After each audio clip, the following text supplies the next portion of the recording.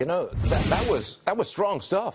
Yeah. That was Donald Trump calling into a Wisconsin radio show. He did not know that the host is a never Trump guy. That host is Charlie Sykes, the conservative voice of Wisconsin, and he joins us now by phone from Milwaukee. Charlie, welcome to our program. Good to have you with us. Good morning. Thanks for having me. You pressed hard, but he did not apologize or back down, did he? In fact, to us, it sounded he was doing his best to be calm and presidential. He actually was pretty calm, and no, he's not going to back down, apparently, because he's decided. I mean, maybe that's his new brand, is that he's just not going to apologize. But the question that I asked him was one that, frankly, I've been playing in my head for the last 6 months, was at what point is Donald Trump going to recognize that this is a serious job and that you cannot just keep going to Twitter to insult people, to insult disabled people, to insult women? And so I had the chance to ask him the question directly. Well, that's a fair point to raise, obviously, Charlie, but I put it to you that Trump's brand of politics and this, if I call it gutter politics, forgive the pejorative expression there, but, you know, it seems to be working.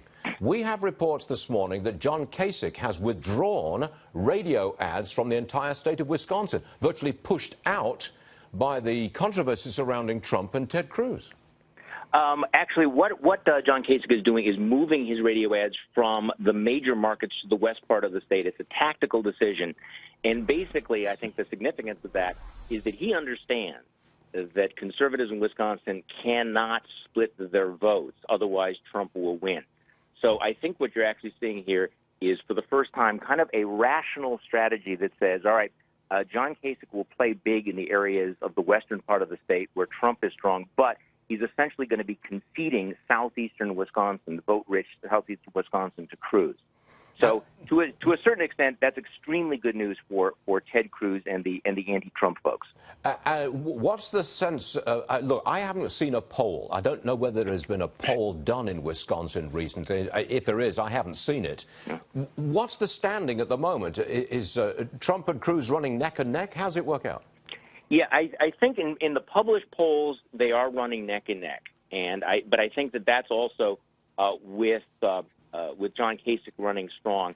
In less than an hour, Governor Walker is going to come on my radio show, and he's going to make an endorsement. I think that that's going to be highly influential here among Republican primary voters in southeastern Wisconsin, and I expect him to say that he is going to vote for Ted Cruz in the Wisconsin primary, making the point, as he did when he withdrew from the presidential race, the conservatives need to coalesce around an anti-Trump candidate.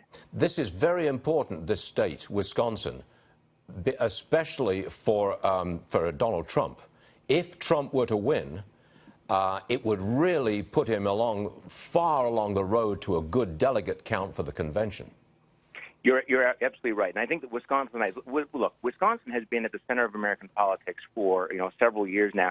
And I think that Republican voters here are engaged. I think they are savvy. I think they understand that they need to be the firewall of rationality in this Republican madness. And I frankly do not think that Donald Trump is going to win in Wisconsin, because his brand of what you call gutter politics may play elsewhere, but Wisconsin is different. And that's kind of the point I'm trying to make here, is that Wisconsin has a different political culture. Our culture is different, but also our politics is different here. All right, Charlie Sykes, I think you made that point, and we'll be listening for Governor Scott Walker appearing on your program in the next hour. Charlie, thank you very much for being with us today. Much appreciated. My pleasure. Thank you.